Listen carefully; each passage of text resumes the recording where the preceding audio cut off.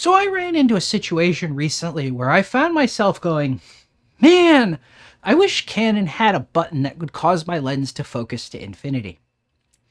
Then I remembered that I had just done a video on autofocus button functions, and two of those can basically do that, plus actually a lot more. What I'm talking about are focus presets, and focus presets technically aren't new. Canon's big super telephoto lenses first got the capability back around the turn of the century. The difference, though, is that those lenses handled the presets internally and not through the camera. Now, with the register and recall focus preset function on the camera, you can use this capability with any lens, or at least any RF mount lens. So let's dig into the focus preset function, see what it does, and the what, the when, and the how of using and setting them up.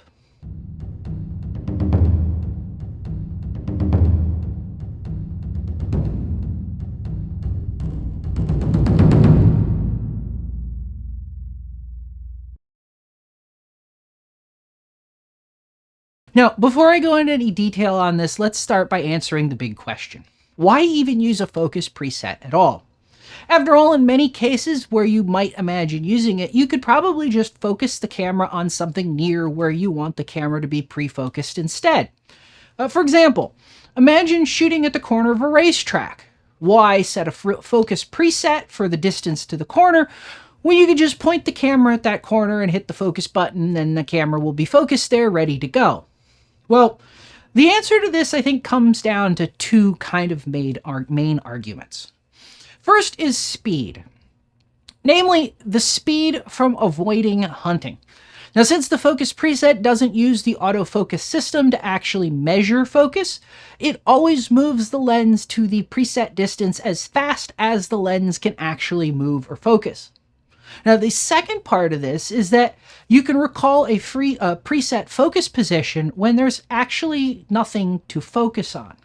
So, for example, in the situation that prompted this whole video the other day, I was shooting planes from a nearby air show. And when I needed, or what I wanted, I should say, it was a way to reset my focus to basically infinity after each pass. Now, I don't know about you, but every time I've ever tried to focus on empty blue sky, the camera just can't do it because there is no contrast for the autofocus system to lock onto. As I see it, at least, anytime you're working in a situation where you have shallow enough depth of field that the autofocus system can start hunting to find something to focus on, using a preset to reset to a normal or a normalized distance starts making sense. So with the why covered, let's talk about how this works and what limitations there are on this. Now, the function itself is pretty simple to use. When you register an autofocus preset, the camera saves that focus distance, and later when you recall it, the lens focuses back on that distance down the road. Now, this ultimately can be used to speed up subject detection and focusing performance by reducing the amount of blur and the distance that the lens has to actually shift to focus, which gets the subjects detected faster and there's less focus movement, so the focusing happens faster. Now, with that said, while this does use the lens's focus motors, this preset system does not use the autofocus system to actually measure anything. As such, register and recall functions are both available in either manual or autofocus modes, and they can focus the lens when there isn't anything in the frame that is capable of being focused on. They will still drive it to the same or the set distance. This implementation, or I should say Canon's implementation, also properly handles Canon's quasi-parafocal zooms.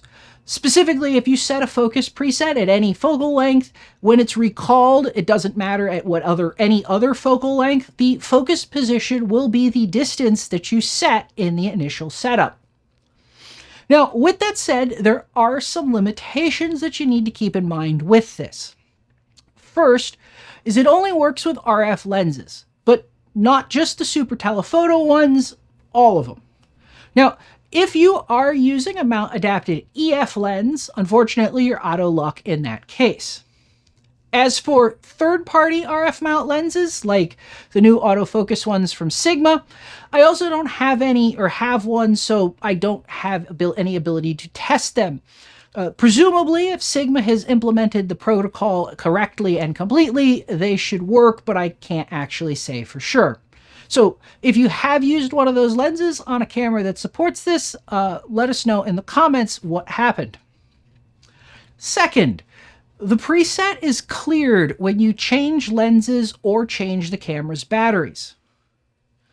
When it's not cleared though, or it is retained, I should say, through power cycles when switching between photo and movie modes and across all custom shooting modes. So it stays most of the time, but change a lens or change batteries and it goes away.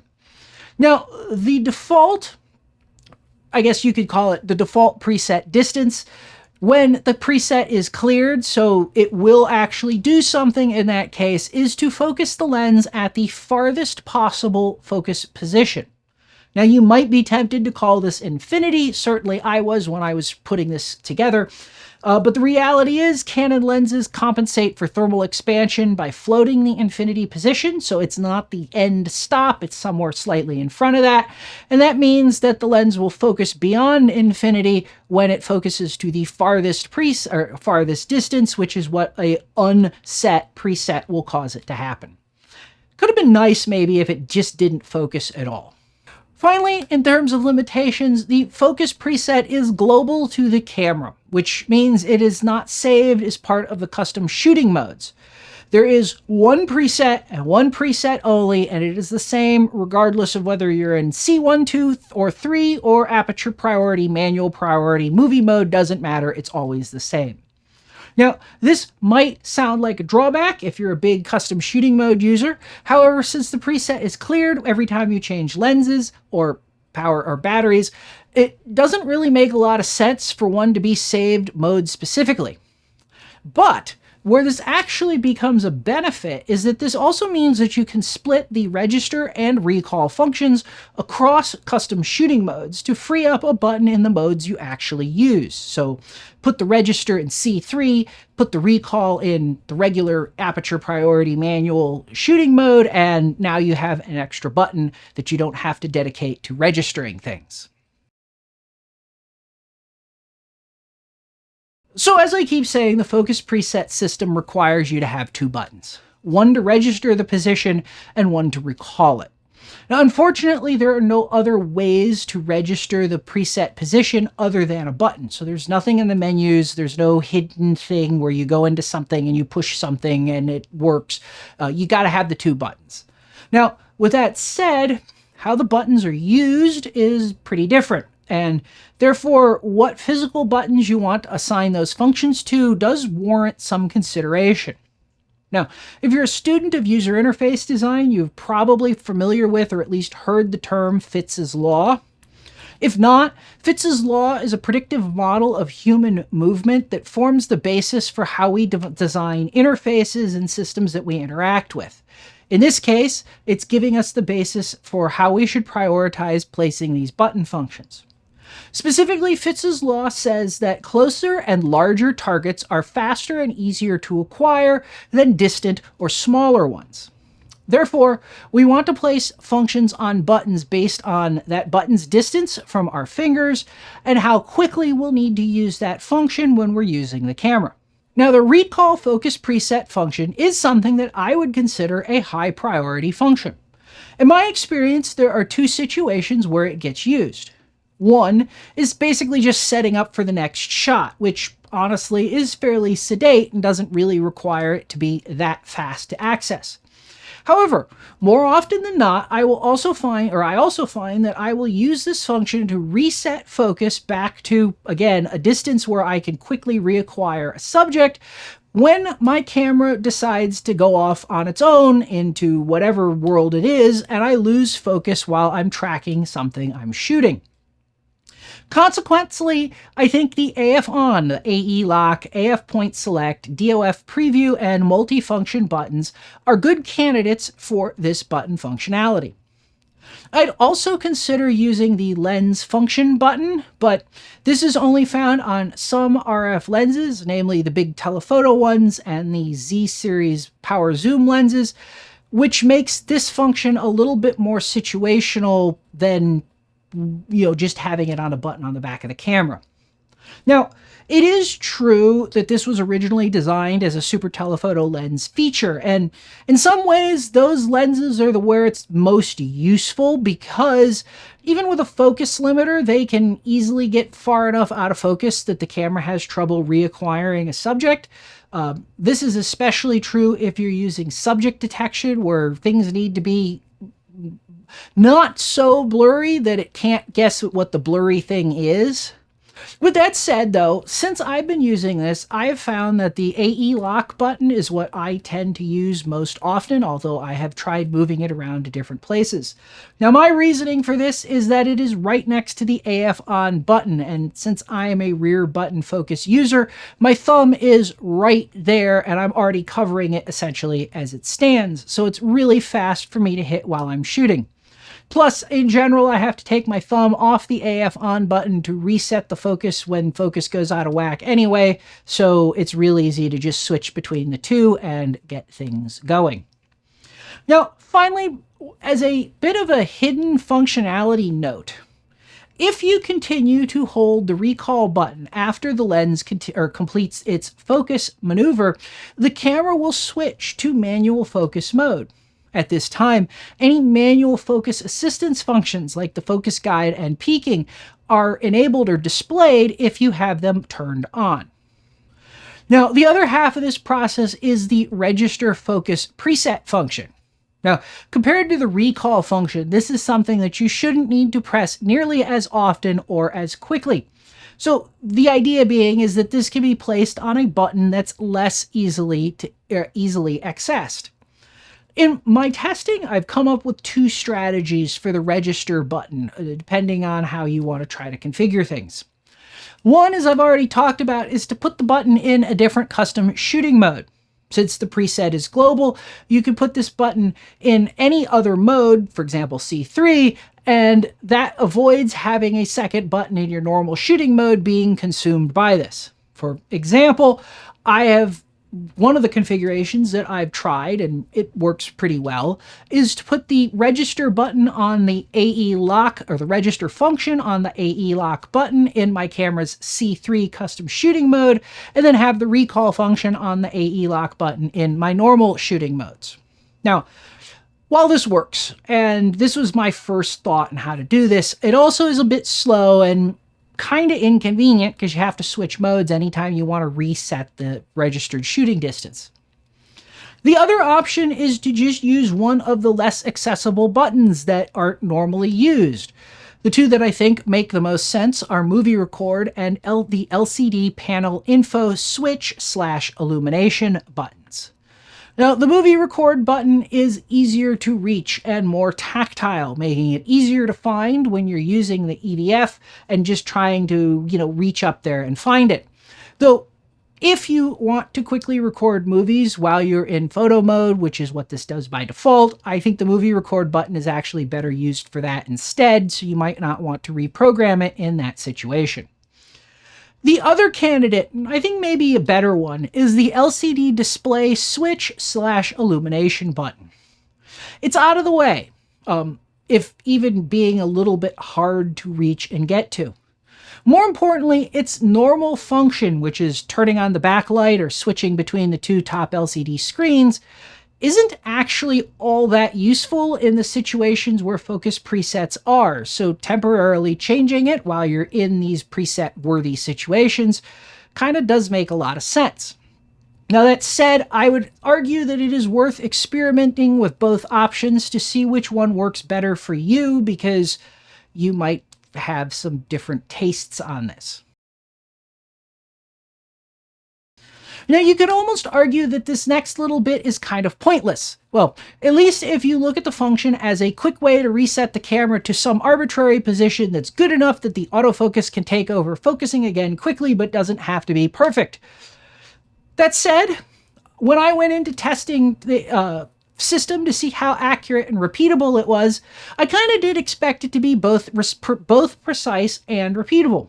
My thinking was that internally the lens has to maintain position information pretty precisely just by the very nature of lenses and optics and focusing and working correctly. So in theory, it would be more work for Canon to make this less precise than to just use the inherent precision in the system. Now, the good news is that in testing, at least with respect or within the realm of the things that I can test or the accuracy that I can test at, and again, with the lenses that I've tested it on, the focus presets are actually both very accurate and very repeatable. Now, admittedly, I can't measure focus errors to like a fraction of an inch at, arbitrarily long, normal working distance of 6-7 feet. But in my testing, I repeatedly got essentially identical looking images regardless of how I changed the focus or zoomed the lens when I recalled the preset. Moreover, as I said earlier, in the testing, this worked properly with Canon's quasi-parafocal zooms, so I got the correct focus distance, the target would be in focus, when I changed focus or changed zoom positions and recalled the preset, regardless of what focal length I set or recalled my focus presets at. That's Canon's focus preset function in depth. Now, I want to close this with a couple of related thoughts that aren't specifically focus preset related, but might be useful if you shoot these the kinds of things where focus presets could be really helpful. The first of those is to play with the lens drive when autofocus is impossible setting, or what we would normally call focus hunting. Turning off focus hunting, of course, won't necessarily eliminate the utility of focus presets, but in a lot of situations where the camera, like your AF point, goes off the subject into a wildly out of focus area, it can stop the camera from going so grossly out of focus that it completely loses the plot when you get back on that subject. Second, this is not only about working at long distances either. A focus preset can be useful in any situation where you have shallow depth of field and large focus changes, for example, macros. Now, I admit that this tends to work best or most useful with super telephoto and telephoto lenses in normal cases, but as I alluded to, shorter focal lengths, especially in macro situations, can also benefit from it. In fact, since it works in movie mode and is accurate and repeatable, another possible use is to quickly reset the camera to a saved starting mark when shooting video. It's just too bad that the Cinema EOS OS doesn't have this functionality. That said, I hope you found this useful, or at least interesting. If you did, let me know by hitting that like button. Also, if this kind of thing seems like it might be your kind of thing, please consider subscribing if you haven't already. Finally, if you'd like to help and support this channel, you can help us for free by liking this video, sharing it with your friends, and leaving a comment with your experiences. Likewise, you can support us by hitting that thanks button or buying yourself something you've always wanted from one of the affiliate links in the description below. And as always, thanks for watching, and I'll see you next time.